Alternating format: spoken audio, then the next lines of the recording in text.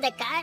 तुझसे कितनी बार कहा है कि अपनी मनहूस जुबान से मेरा नाम मत लिया कर, मनहूस कहीं की। मेरी समझ में ये नहीं आता कि आखिर आप लोग मुझे मनहूस क्यों कहते हो। मैंने आप सबका क्या बिगाड़ा है? मैं तो बस शांति से इसी सूखे तालाब के किनारे आकर बैठ जाती हूँ। नास पिटी नहीं तो ओहो बड़ी आई। तुझे मनहूस न कहूँ तो और क्या कहूँ महारानी। ये बता, तू जानती है कि तेरी माँ गांव छोड़कर जंगल में क्यों रहती है? हैं? क्योंकि बरसों पहले तेरी माँ को गांव वालों ने धिक्कार कर बाहर निकाल दिया था। वो एक जादू करनी थी, काला जादू करती थी, और काला जादू करने वाले की संतान मनहूस ही होती है। इतना कहकर नंदू वहाँ से चला गया। मासूम लीला आंखों में आंसू लिए जंगल की ओर चली गई। उसकी झोपड़ी में उसकी माँ गरम गरम रोटियां बना रही थी। अरे तू आ गई लीला, मैं तेरा ही इंतजार कर रही थी। कहाँ चली गई थी? लीला रोने लगी। उसकी आंखों से आंसू बहने लगे। मेरी बेटी अपने मोतियों जैसे कीमती आंसुओं को क्यों बहा रही है? क्या हुआ आखिर? तू कहाँ गई थी?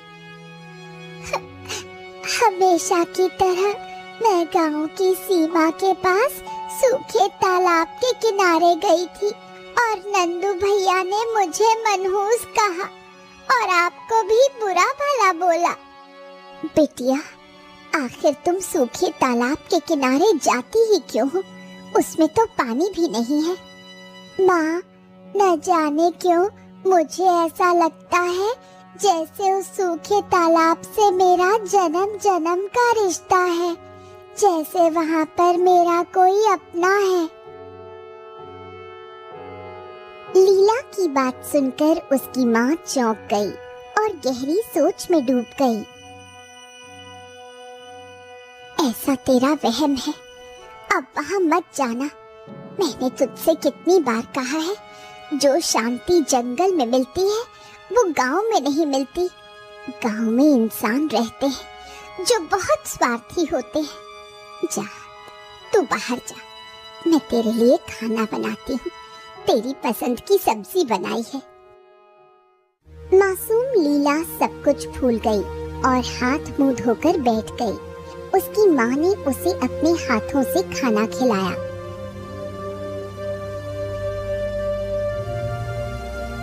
थोड़ी देर में रात हो गई। लीला गहरी नींद में सो गई। लीला को सोता देख उसकी माँ रहस्यमय अंदाज में उसे निहारने लगी। अब तुझे कैसे बताऊं बेटिया, तू सच कहती है।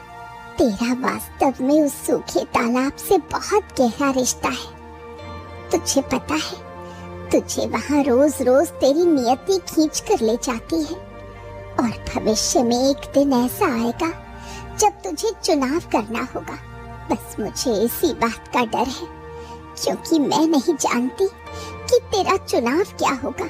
अब तुझे कैसे बताऊं बेटिया, तू सच कहती है। तेरा वास्तव में उस सूखे तालाब से बहुत गहरा रिश्ता है। तुझे पता है, तुझे वहाँ रोज रोज तेरी नियति खींच कर ले जाती है और भविष्य में एक दिन ऐसा आएगा जब तुझे चुनाव करना होगा। बस मुझे इसी बात का डर है, क्योंकि मैं नहीं जानती कि तेरा चुनाव क्या होगा। इतना कहकर उसकी माँ की आंखों से आंसू बहने लगे। अगली सुबह लीला उठी और सीधा फिर से उसी तालाब के किनारे पहुंच गई। तभी न जाने कहां से एक सुंदर मोर वहां आ गया और लीला को देखने लगा। अरे, इस सूखे तालाब के पास तो मेरे अलावा कोई नहीं आता, फिर ये मोर कहां से आ गया? ये तो बहुत ही सुंदर है। इत्तेफाक से वहाँ पर फिर से नंदू आ गया, जो उसी रास्ते से गुजर रहा था। अरे रे रे रे रे, तू फिर से यहाँ मिल गई? तू यहीं बैठी है और ऊपर से ये मुसीबत जंगल से उठा लाई, ये कहाँ से ले आई रे? नंदू चाचा, मैं स्वयं इस मोर को यहाँ देखकर बहुत ही आश्चर्यचकित हूँ। इतना कहकर लीला ने मोर को अपनी बाहों में ले लिया। तभी नंदू ने एक लकड़ी उठाई और जोरदार प्रहार उस मोर पर कर दिया। मोर चीख उठा और उसके शरीर से खून बहने लगा। आपको शर्म नहीं आती किसी निर्दोष पक्षी पर इतनी बेदर्दी से वार करते हुए? अरे शुक्र मना कि तेरे ऊपर मैंने वार नहीं किया, क्योंकि तेरी माँ एक जादूगरनी है। क्या पता गुस्से में वो मेरे ऊपर कौन सा जादू कर दे, इसीलिए इस मोर को मारा है। समझ ले, ये तेरे ही गुस्से की सजा है। इतना कहकर नंदू वहाँ से चला गया। मोर बेहोश हो गया। लीला मोर को अपनी झोपड़ी ले गई। लीला के साथ एक मोर को देखकर लीला की माँ चौंक गई। लीला, ये मोर तो घायल है, तो इसे कहाँ से पकड़ कर ले आई? लीला सारी घटना अपनी माँ को बताने लगी। नंदू चाचा ने बड़ी ही बेदर्दी से इस मोर के ऊपर लाठी से प्रहार कर दिया। ये बेचारा घायल हो गया और बेहोश हो गया। देखो माँ, इसके शरीर से खून बह रहा है। तू चिंता मत कर लीला, मैं जंगल की जड़ी बूटियाँ लाती हूँ। जब वो जड़ी बूटियाँ पीसकर इसके जख्म पर लगाई जाएंगी तो ये ठीक हो जाएगा और होश में भी आ जाएगा। इतना बोलकर लीला की माँ झोपड़ी से बाहर निकल गई और कुछ देर बाद जड़ी बूटियाँ तोड़कर ले आई। लीला तुरंत अपनी माँ के हाथ से जड़ी बूटियाँ लेकर बोली, माँ, इन्हें मैं पीस देती हूँ। इतना बोलकर लीला जड़ी बूटियाँ पीसने लगी और फिर उन्हें मोर के जख्म पर लगाने लगी। कुछ देर बाद मोर होश में आ गया और लीला को देखकर रोने लगा। माँ, ये मुझे देखकर रो क्यों रहा है? शायद पक्षी है बेचारा, इसे दर्द हो रहा होगा। अपने मुंह से तो ये अपनी कैफियत कह नहीं सकता। लीला मोर की बहुत देखभाल करने लगी। कुछ ही दिनों में मोर पूरी तरह से स्वस्थ हो गया। एक दिन लीला मोर से खेलते हुए बोली, तुम जानते हो, कभी कभी मुझे ऐसा लगता है जैसे कि मेरा और तुम्हारा जन्म जन्म का रिश्ता है। जैसे कि मैं और तुम अलग नहीं बल्कि एक हैं।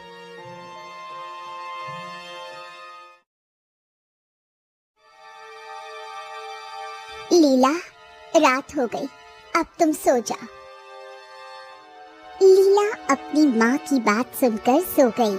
लीला को सोए हुए कुछ ही देर हुई थी कि उसकी आंखें एक घने जंगल में खुल गईं। खुद को घने जंगल में देखकर लीला आश्चर्य में पड़ गई। ये क्या? मैं तो सो रही थी, मैं इस जंगल में कैसे पहुंच गई? तभी लीला को जंगल में एक झोपड़ी नजर आई। वो झोपड़ी के नजदीक चली गई। झोपड़ी के अंदर एक बेहद सुंदर स्त्री बैठी थी, जो लीला को गौर से देख रही थी। कौन हो तुम और मैं यहाँ कैसे आई?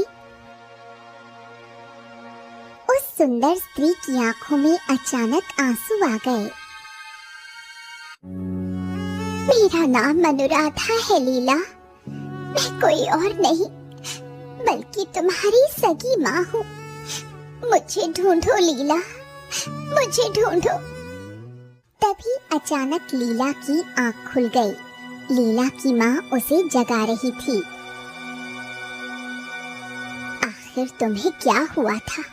तुम बड़बड़ा रही थी और तुम्हारे माथे पर पसीना भी बह रहा था, जबकि बाहर ठंडी हवा चल रही है। तुम्हारी तबीयत तो ठीक है ना? लीला की माँ ने उसका माथा छुआ।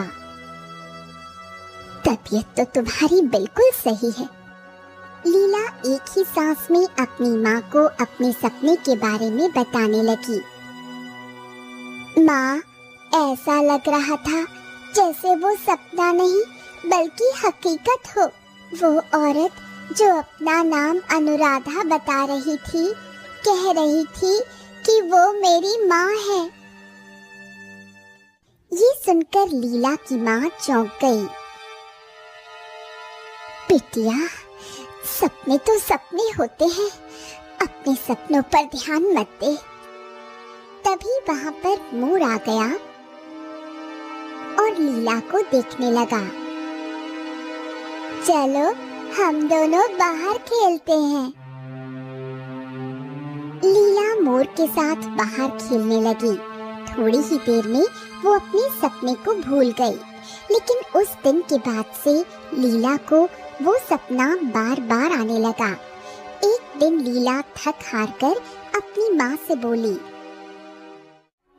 माँ, मुझे यही सपना बार बार आ रहा है और उस सपने में अनुराधा मुझे अपनी माँ कहती है और कहती है मुझे ढूंढो।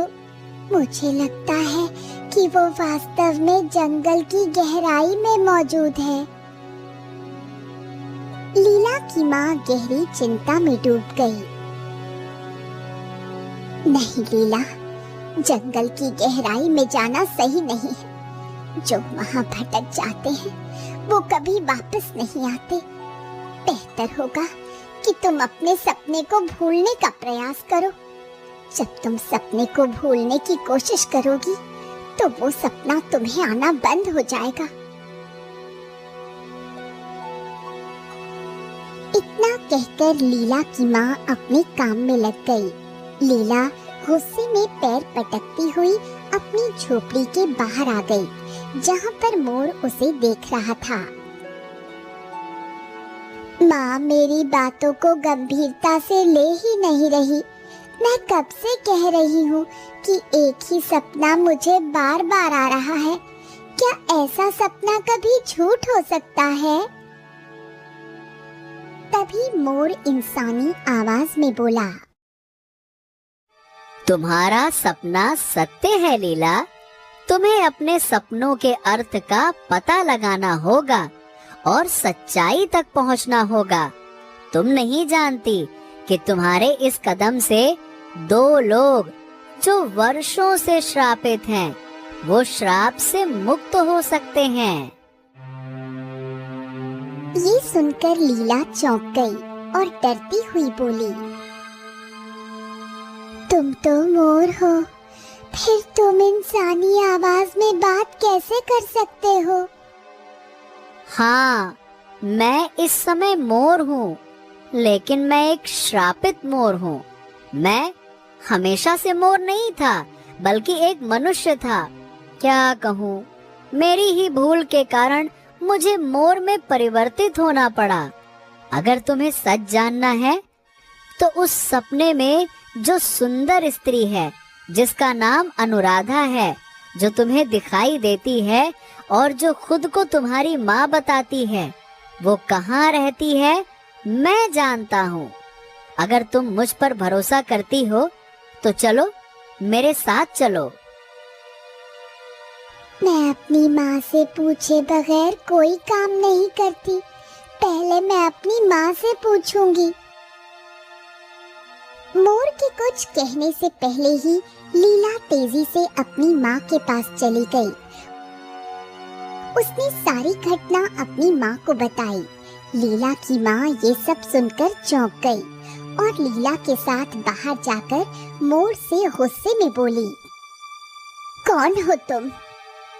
हाँ, मैं क्या कहूँ, मैं चाह कर भी नहीं बता सकता कि मैं कौन हूँ। हाँ, बस इतना समझ लो कि तुम्हारी बेटी जो सपना देख रही है, जिसमें वो एक औरत को देखती है, वो हकीकत में उसकी माँ है, और ये बात तुम अच्छी तरह से जानती हो, है ना? ये सुनकर लीला की माँ चौंक गई। तुम्हारी बेटी का चुनाव 2 लोगों को श्राप से मुक्त कर सकता है। लीला और उसकी माँ गहरी सोच में डूब गई। ठीक है। लीला, उसकी माँ और मोर जंगल की गहराई में चले गए। जंगल की गहराई में उन्हें एक झोपड़ी नजर आई। वो तीनों झोपड़ी के अंदर चले गए। झोपड़ी के अंदर वही सुंदर स्त्री बैठी थी। माँ, यही वो है जो मुझे हर रात सपने में दिखाई देती है, जो अपना नाम अनुराधा बताती है। मेरी बेटी, देख, मैं तेरी सगी माँ हूँ। तू जिस स्त्री के साथ आई है, वो तेरी सगी माँ नहीं है। बकवास बंद कर, ये मेरी बेटी है। इस औरत को देखकर मुझे ऐसा लग रहा है कि जैसे ये सच कह रही है, पर आपको देखकर भी लग रहा है कि आप भी सच कह रही हो। मुझे कुछ समझ नहीं आ रहा। ये सुनकर लीला की माँ की आंखों से आंसू बहने लगे। तुम बिल्कुल सही कह रही हो। अब मैं तुमसे झूठ नहीं बोल सकती। तुम्हारे सामने जो औरत खड़ी है, वो सही कह रही है। सब कुछ गांव की सीमा के पास उस विशाल तालाब से शुरू हुआ, जो अब सूखा हुआ है, लेकिन वो हमेशा से सूखा नहीं था। तभी मोर लीला की माँ की ओर देखकर बोला, अब समय आ गया है। मैं कोई और नहीं बल्कि लीला का पिता हूँ, जो एक साधु के श्राप के कारण वर्षों से मोर के रूप में हूँ। ये कहानी तब शुरू हुई जब गांव की सीमा का तालाब सूखा हुआ नहीं था, बल्कि पानी से भरा हुआ था। मेरा नाम आदित्य है।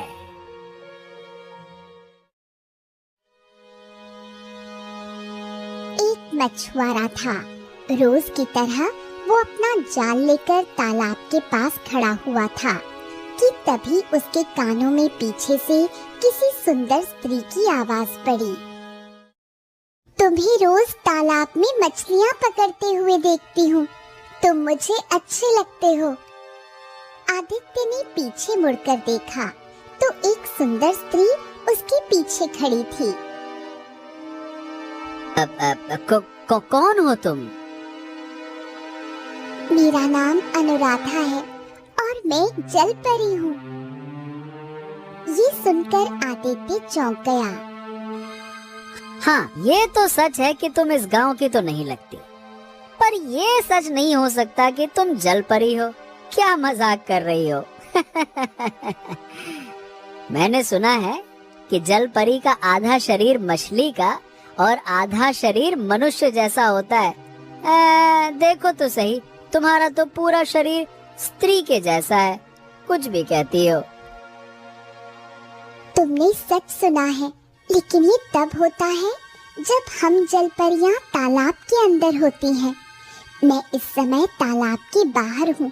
अगर मैं सीधी अपने जलपरी रूप में तुम्हारे पास आती तो हो सकता था कि तुम डर जाते। इतना कहकर अनुराधा आदित्य के करीब आ गई। आदित्य उसकी आंखों में झांक कर देखने लगा और पहली ही नजर में उससे प्रेम कर बैठा। तो इस समय कहाँ रह रही हो अनुराधा? सच कहूँ, मैं तुमसे प्रेम करती हूँ और हमारी जलपरियों के समाज में मनुष्य से प्रेम करना अपराध माना जाता है। जब जलपरियों की रानी को पता लगा तो उन्होंने मुझे धमकी दी अगर मैं किसी मनुष्य से प्रेम करूंगी तो मुझे अपने समुदाय में रहने का कोई अधिकार नहीं। मैं क्रोधित हो गई और मैंने साफ कह दिया कि मैं प्रेम में समझौता नहीं करूंगी।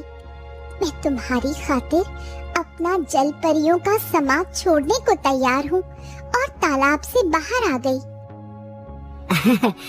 तो फिर अब तुम कभी भी जल परी नहीं बन पाओगी? अरे नहीं, ऐसी कोई बात नहीं है। जब जल परी रानी का गुस्सा ठंडा हो जाएगा तब मैं फिर लौट सकती हूँ। ये सुनकर आदित्य मुस्कुराने लगा। उस दिन के बाद आदित्य और अनुराधा का रोज रोज मिलना होने लगा। एक दिन अनुराधा आदित्य से बोली, हमें मिलते हुए काफी समय हो गया है।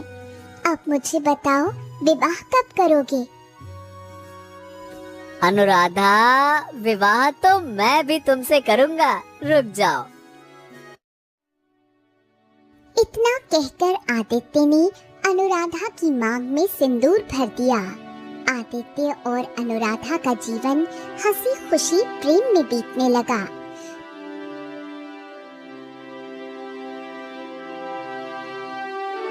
कुछ दिनों बाद अनुराधा गर्भवती हो गई और एक सुंदर कन्या को जन्म दिया जो जन्मजात अंधी थी। ये देखकर आदित्य बुरी तरह से क्रोधित हो गया। अरे ये क्या कर दिया? तुम तो एक जलपरी थी ना, और मुझे लगा था कि तुम किसी जादुई बच्चे को जन्म दोगी, तुम क्योंकि जलपरी हो। लेकिन तुमने तो एक पुत्री को जन्म दिया, और वो भी अंधी।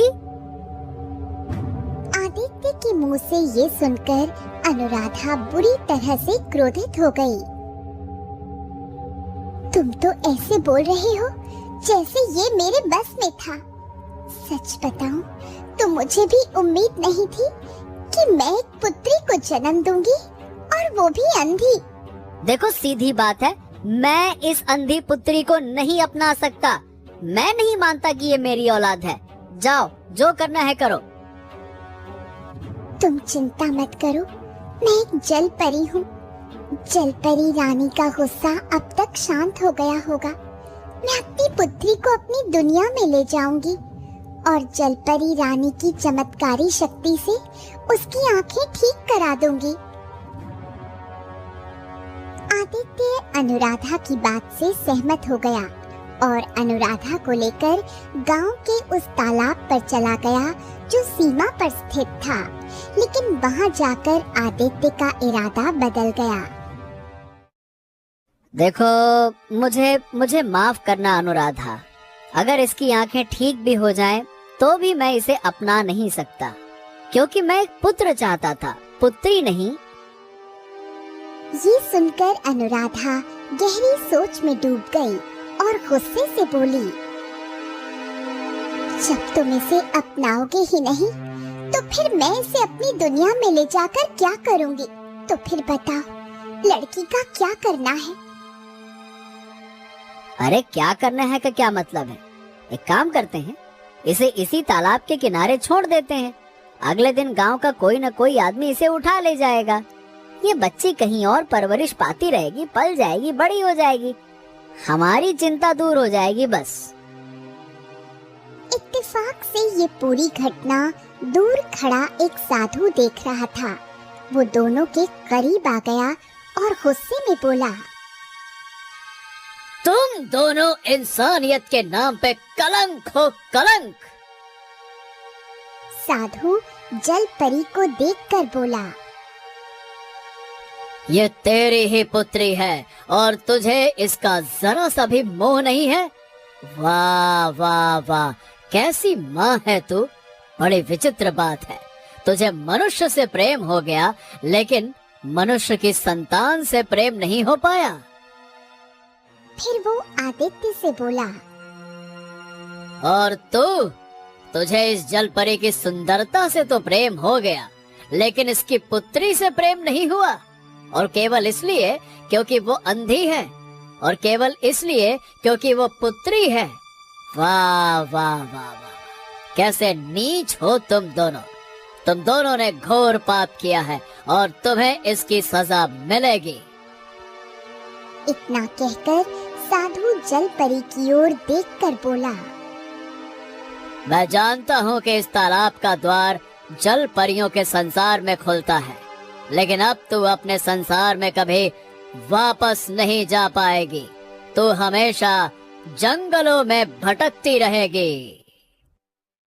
साधु ने इतना कहा ही था कि तालाब का पानी सूख गया।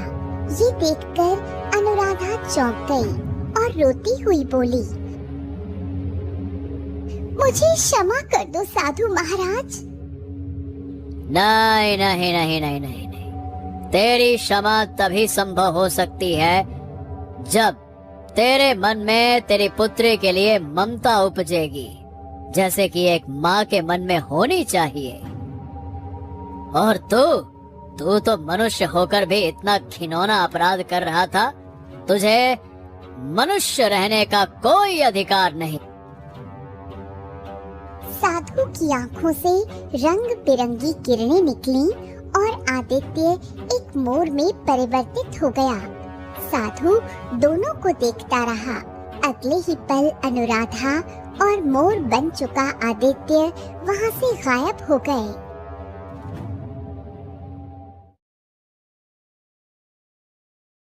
ये सुनकर लीला और उसकी माँ बुरी तरह चौंक गईं। अच्छा, तो फिर तुम ही इसकी वो माँ हो? हाँ, और मैं ही आदित्य हूँ। तब से मोर बनकर भटक रहा हूँ, साधु महाराज के श्राप की वजह से। तभी वहाँ रंग बिरंगी किरणों से वही साधु प्रकट हुआ। अब मैं तुम्हें आगे की कहानी बताता हूँ कि तुम्हारे गायब होने के बाद क्या हुआ। नवजात कन्या फूट फूट कर रो रही थी। साधु ने उसकी ओर देखा और कहा, चिंता मत कर, नियति ने तेरे लिए भी कुछ सोचा होगा। तभी वहाँ चांदनी नाम की एक औरत आ गई, जो उस नवजात कन्या को देखकर चौंक गई। तू तो वही है ना जो जादू करने के नाम से प्रसिद्ध है?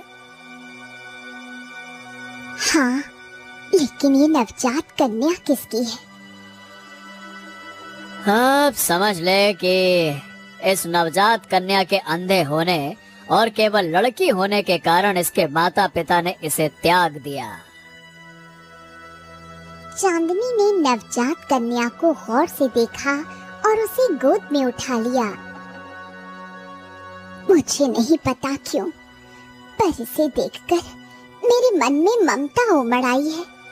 मैं एक जादूगरनी हूँ, चाहूँ तो इसकी आंखों की रोशनी वापस ला सकती हूँ, लेकिन फिर उसके बाद मैं कभी जादू नहीं कर पाऊंगी।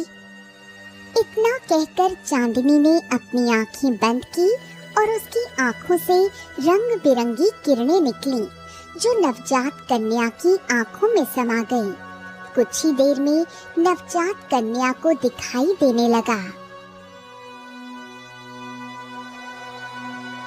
वाह वाह वाह वाह, तुम्हारे बारे में सुना था कि तुम जादूगरनी हो, लेकिन जिस तरह से तुमने अपनी सारी शक्ति देकर इस कन्या को दृष्टि दी है, अद्भुत अद्भुत, प्रशंसनीय है ये।